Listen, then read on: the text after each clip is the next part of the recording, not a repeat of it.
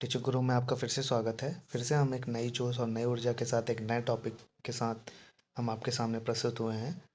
तो ये topic wise चल रहा है। लगभग आप अपने आप सामने सिलेबस रखिए और टॉपिक को पढ़ते जाइए और इससे बाहर नहीं पूछेगा।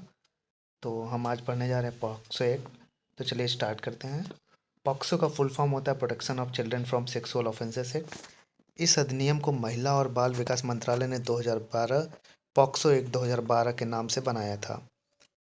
ये पॉक्सो एक्ट भारत के सभी नागरिकों पर लागू है। 2012 में पॉक्सो एक्ट में कुल 46 धाराएं और 9 अध्याय हैं।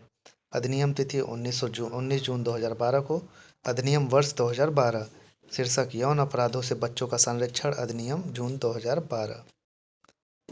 लंबा शीर्षक इसका क्या है? बच्चों को यौन हमले, यौन उत्पीड़न, अश्लील साहित्य के अपराधों से बचाने के लिए अधिनियम और ऐसे अपराधों के परीक्षण के लिए विशेष न्यायालयों की स्थापना और उनसे जुड़े या प्रासंगिक मामलों के लिए प्रावधान। मंत्रालय महिला एवं बाल विकास मंत्रालय। प्रवर्तन दिनांक 14 नवंबर 2012। इस अधिनियम में बच्चों को 18 वर्ष से कम आयु के व्यक्तियों के रूप में परिभाषित किया गया है। यह अधिनियम लिंग तटस्थ है। इसका अर्थ है कि अपराध और अपराधियों को शिकार पुरुष, महिला या तीसरे लिंग हो सकते हैं। यह एक नाबालिग के साथ सभी यौन गतिविधि को अपराध बनाकर यौन सहमति की उम्र को 16 साल से 18 साल तक बढ़ा देता है। अधिनियम में यह भी बताया गया है कि यौन शोषण में शारीरिक संपर्क शामिल हो सकता है, शामिल नहीं भी हो सकता है। अधिनियम बच्चे के बयान को दर्ज करते समय और विशेष अदालत द्वारा बच्चे के बयान के दौरान जांच एजेंसी द्वारा विशेषज्ञ प्रक्रियाओं का पालन करता है। सभी के लिए अधिनियम के तहत यौन अपराध के बारे में पुलिस को रिपोर्ट करना अनिवार्य है और कानून में गैर रिपोर्टिंग के लिए दंड का प्रावधान शामिल है। इस अधिनियम से यह सुनिश्चित करने का प्रावधान है कि एक बच्चे की पहचान जिसके खिलाफ यौन अपराध किया जा सकता है, मीडिया द्वारा खुलासा नहीं किया जाएगा। बच्चे को पूर्व परीक्षण चरण और परीक्षण चरण के दौरान अनुवादकों, दुभाषियों, विशेष शिक्षकों, विशेषज्ञों, समर्थन व्यक्तियों और गैर सरकारी संगठनों के रूप में अन्य विशेष सहायता प्रदान की जानी है। बच्चे अपनी या पसंद या मुफ्त कानूनी सहायता के वकील द्वारा कानूनी प्रतिनिधित्व के हकदार हैं। इस अधिनियम में पुनर्वास उपाय भी शामिल है, जैसे कि बच्चे के लिए मुआवजे और बाल कल्याण और समिति की भागीदारी शामिल है। पॉक्सो एक्ट में मेडिकल जांच। पुलिस की यह जवाबदेही है कि पीड़ित का मामला 24 घंटों के अंदर बाल कल्याण समिति के सामने लाया जाए, जिससे पीड़ित की सुरक्षा के लिए जरूरी कदम उठाए जा सकें। इसके साथ ही बच्चे का मेडिकल करवाना अनिवार्य है। यह मेडिकल परीक्षण बच्चे के माता पिता, किसी अन्य व्यक्ति की उपस्थिति में किया जाएगा जिस पर बच्चे को विश्वास हो, और यदि पीड़ित कोई लड़की है तो उसकी मेडिकल जांच महिला चिकित्सक द्वारा की जानी चाहिए। लड़का लड़की दोनों संशोधित कानून के दायरे में शामिल। केंद्रीय मंत्रिमंडल ने लड़कों लड़कियों दोनों यानी बच्चों के यौन उत्पीड़न से बचने के बाल यौवन संरक्षण कानून पॉक्सो 2012 में संशोधन की मंजूरी दी है। इस संशोधन में 12 वर्ष से कम उम्र के बच्चों के साथ दुष्कर्म पर मौत का प्रावधान है। इसके अलावा बाल यौन उत्पीड़न के अन्य अपराधों को भी सजा कड़ी करने का प्रस्ताव भी रखा गया है। धारा 1 में संक्षिप्त नाम और विस्तार और प्रारंभ उसके बारे में दिया गया है। धारा 2 में इसके परिभाषाएं दी गई हैं। धारा 3 में प्रवेशन लैंगिक हमला दिया गया है। धारा 4 में प्रवेशन लैंगिक हमला के लिए दंड दिया गया है। धारा 5 में गुरुतर प्रवेशन लैंगिक हमला दिया गया है। धारा 6 में गुरुतर सीरियस प्रवेशन लैंगिक हमला का दंड दिया गया है। धारा 7 में लैंगिक हमला दिया गया है। धारा 8 में लैंगिक हमला का दंड दिया गया है। धारा 9 में गुरुतर लैंगिक हमला दिया गया है। धारा 10 में गुरुतर लैंगिक हमला का दंड दिया गया है। धारा 11 में लैंगिक उत्पीड़न दिया गया है। धारा 12 में लैंगिक उत्पीड़न का दंड दिया गया है। धारा 13 में अश्लील प्रयोजनों के लिए बालक का उपयोग। धारा 14 में अश्लील प्रयोजनों के लिए बालक का उपयोग दंड। धारा 15 में बालकों को सम्मिलित करने वाली अश्लील सामग्री के भंडारण के लिए दंड। धारा 16 में किसी अपराध का दुष्प्रेरण। धारा 17 में दुष्प्रेरण के लिए दंड। धारा 18 में किसी अपराध को करने के प्रयत्न के लिए दंड। पॉक्सो अधिनियम सामान्य सिद्धांत इसके यौन अपराधों से बच्चों का संरक्षण अधिनियम 2012 में 12 प्रमुख सिद्धांतों का उल्लेख है, जिनका राज्य सरकारों, बाल विकास समिति, बाल कल्याण समिति सहित सभी को पालन करना है। पुलिस, विशेष अदालतें, एनजीओ या सुनवाई के दौरान बच्चे की सहायता करना शामिल है। जीवन एवं उत्तरजीविता का अधिकार। एक बच्चे को किसी भी प्रकार का शारीरिक, मनोवैज्ञानिक, मानसिक और भावात्मक शोषण और उपेक्षा से बचाना चाहिए। दूसरा, बच्चे का सर्वोत्तम हित। प्राथमिक विचार बच्चे के सामंजस्यपूर्ण विकास पर होना चाहिए। तीसरा है सम्मान और करुणा के साथ व्यवहार का अधिकार। पूरी न्याय प्रक्रिया के दौरान काल पीड़ितों के साथ देखभाल और संवेदनशील तरीकों से व्यवहार किया जाना चाहिए। भेदभाव से सुरक्षा का अधिकार। न्याय प्रक्रिया को पारदर्शी एवं न्यायपूर्ण होना चाहिए। बच्चे की सांस्कृतिक, धार्मिक, भाषाई या सामाजिक अभिविन्यास को बावजूद। पांचवा है विशेष निवारक उपायों का अधिकार।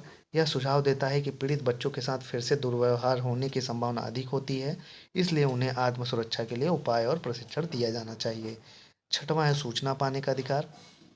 पीड़ित बच्चे की अगवा को कानूनी कार्रवाई के बारे में जानकारी होनी चाहिए। सातवां सुने जाने का अधिकार। विचार और चिंता व्यक्त करने का अधिकार। प्रत्येक बच्चे को उसे प्रभावित करने वाले मामलों के संबंध में सुने जाने का अधिकार है। आठवां है प्रभावी सहायता का अधिकार।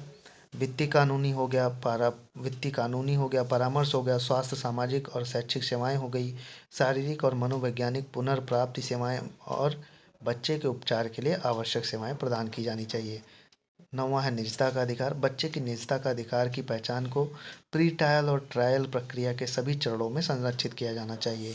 10वां है न्याय प्रक्रिया के दौरान कठिनाई से सुरक्षित होने का अधिकार। न्याय प्रक्रिया के दौरान एक बच्चे के लिए द्वितीयक उत्पीड़न या कठिनाइयों को न्यूनतम किया जाना चाहिए। इसमें 11वां है सुरक्षा का अधिकार। न्याय प्रक्रिया से पहले, उसके दौरान और बाद में पीड़ित बच्चे की सुरक्षा की जानी चाहिए। 12वां है मुआवजे का अधिकार। पीड़ित बच्चे को उसकी सहायता, राहत और पुनर्वास के लिए मुआवजा दिया जा सकता है।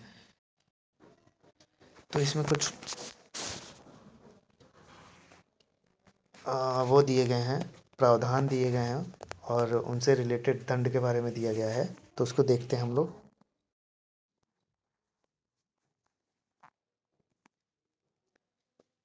प्रावधान, अपराध का नाम और पॉक्सो एक्ट की सजा। तो 16 वर्ष से कम उम्र के बच्चों पर यौन हमला जो प्रकृति में प्रवेशक है, तो इसकी सजा क्या होगी? कम से कम 20 वर्ष या कारावास, जिसे शेष प्राकृतिक जीवन प्लस जुर्माना के कारावास तक बढ़ाया जा सकता है। यौन हमला 16 से 18 वर्ष की आयु के बच्चे पर प्रकृति में प्रवेशक है, कम से कम 10 वर्ष की सजा होगी इसमें, प्लस जुर्माना होगा। पेनेट्रेटिव यौन हमला जो प्रकृति में गंभीर है, कम से कम इसमें 20 साल की सजा होगी और जुर्माना भी लगाया जा सकता है। धारा 7 व 8 में लैंगिक हमला 3 से 5 साल की कैद व जुर्माना होगा इसमें। धारा 9-10 में गुरुतर लैंगिक हमला है, जिसमें 5 से 7 साल की कैद व जुर्माना होगा।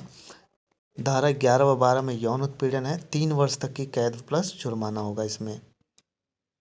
धारा 13 व 14 में पोर्नोग्राफी के लिए बच्चे का इस्तेमाल, पहली दोषसिद्धि पर 5 साल की सज़ा दी जाएगी, फिर आगे की सज़ा पर विचार किया जाएगा, 7 साल की भी बढ़ाया जा सकता है, प्लस जुर्माना लगेगा। धारा 15 में व्यावसायिक उद्देश्यों के लिए बच्चे को शामिल करने वाली अश्लील के भंडारण का अपराध, कारावास की अवधि 3 वर्ष तक बढ़ सकती है, प्लस जुर्माना या दोनों हो सकता है। धारा 18 अपराधों की रिपोर्ट। धारा 27 बालक की चिकित्सकीय रिपोर्ट प्रक्रिया।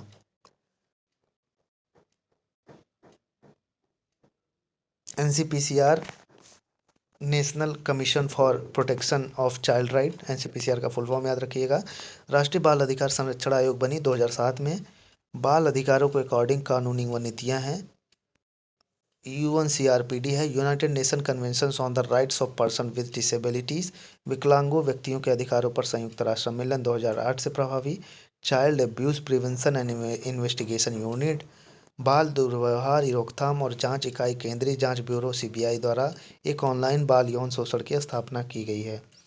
नेक्स्ट है juvenile justice act, care and protection act 2000, किशोर न्याय अधिनियम देखभाल और संरक्षण अधिनियम 2000, किशोर न्याय बच्चों की देखभाल संरक्षण संशोधन विधेयक 2021।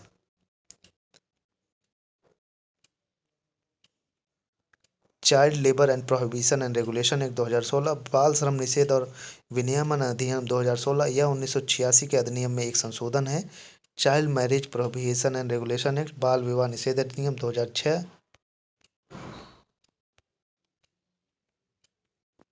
तो फिर मिलेंगे हम आपके साथ एक नए टॉपिक के साथ। तो यहीं पे पॉक्सो एक्ट हमारा ख़त्म होता है। फिर से मिलेंगे हम आपके साथ। अगर वीडियो पसंद आए तो यार सब्सक्राइब ज़रूर कर दीजिए, फ्री में इतना अच्छा कंटेंट कोई नहीं देगा। और मतलब बहुत अच्छा कंटेंट है ये। ये सब के लिए मतलब जो पेड बैच कहीं से लिए हैं नहीं लिए हैं उनके लिए बहुत बेहतरीन काम करेगा ये। तो वीडियो को लाइक करिए, अपना फीडबैक ज़रूर दीजिए और एटलीस्ट सब्सक्राइब ज़रूर कर लीजिए। फिर से हम मिलेंगे आपको एक नए जोश और नए ऊर्जा के साथ, एक नए टॉपिक के साथ।